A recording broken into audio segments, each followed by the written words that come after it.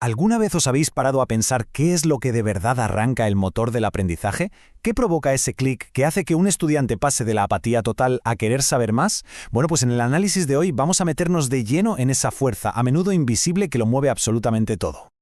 Es la pregunta del millón, ¿eh? Para cualquier docente, para cualquier familia. ¿Qué es lo que enciende esa chispa? ¿Qué hace que alguien de repente quiera aprender? Pues hoy vamos a ver si damos con algunas claves.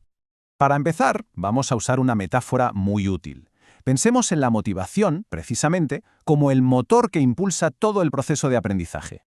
Fijaos, la propia palabra ya nos da una pista enorme. Motivación viene del latín, de movere, que significa, ni más ni menos, moverse. Es en esencia ese estado interno que nos activa, que nos pone en marcha y, muy importante, que nos mantiene en movimiento hacia un objetivo. Es la gasolina de cualquier comportamiento.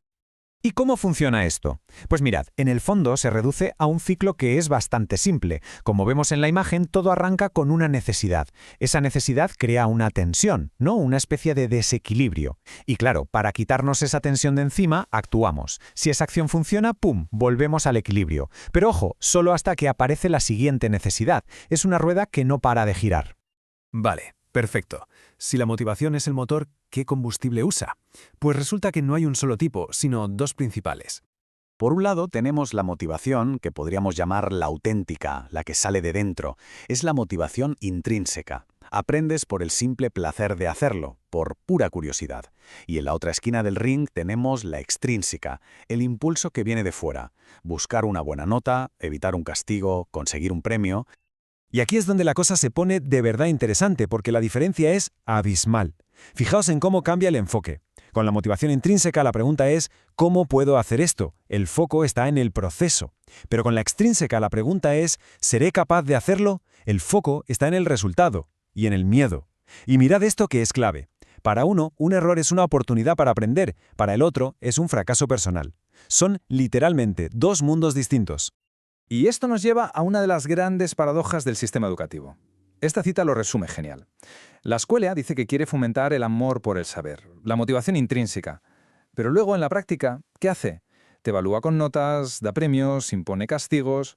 Vamos, que utiliza todas las herramientas de la motivación extrínseca. Es, cuanto menos, curioso. Pero, ¿qué ocurre cuando este motor, por la razón que sea, se para en seco? Cuando se gripa. Pues que se puede llegar a un estado psicológico muy peligroso, que se conoce como desesperanza aprendida.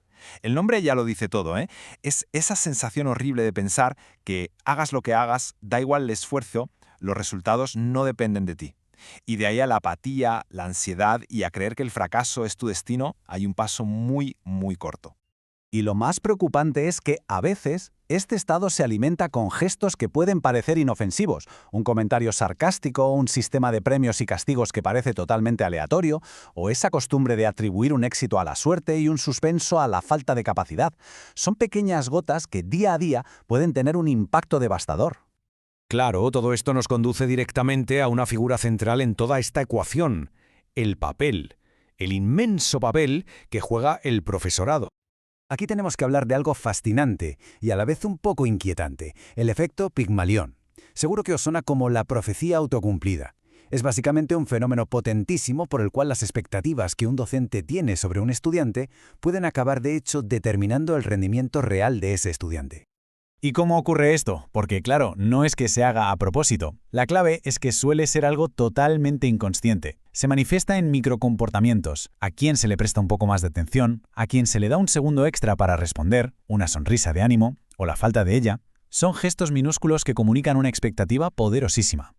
El resultado es bastante claro. La suma de todas estas pequeñas acciones, día tras día, tiene un impacto enorme en la propia motivación del alumno y en lo que él mismo o ella misma cree que es capaz de lograr. Pero bueno, no todo está perdido, ni mucho menos. La gran noticia es que este motor se puede volver a encender. Y ahora vamos a ver cómo. Me encanta esta frase del pedagogo Paulo Freire para marcar el camino. Estudiar no es un acto de consumir ideas, sino de crearlas y recrearlas. Este es exactamente el cambio de mentalidad que hace falta. Entonces, ¿cuál es la hoja de ruta? Se puede resumir en 3 pasos muy lógicos. Primero, despertar el interés, captar la atención. Segundo, estimular el deseo de seguir, mantener esa llama viva. Y tercero, y fundamental, dirigir todos esos esfuerzos hacia unas metas claras. Interés, deseo y dirección. Y para que la motivación que de verdad nos interesa, la intrínseca, eche raíces, se tienen que dar dos condiciones psicológicas que son sagradas. La primera es la competencia percibida. El estudiante tiene que sentir y experimentar que es capaz. Y la segunda es la autonomía.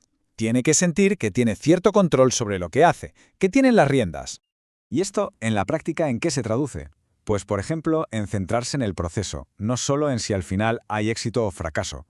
En transmitir la idea de que la inteligencia y las habilidades se pueden mejorar, no son algo fijo. Y sobre todo, en ofrecer opciones para que el estudiante pueda tomar decisiones y sentirse protagonista de su aprendizaje. Un consejo muy práctico y muy potente. Hay que cambiar la forma de dar feedback. En vez de limitarnos a una nota, que es como un juicio final, la idea es dar información que sirva de pista para pensar, o sea, darle herramientas para que pueda mejorar por su cuenta.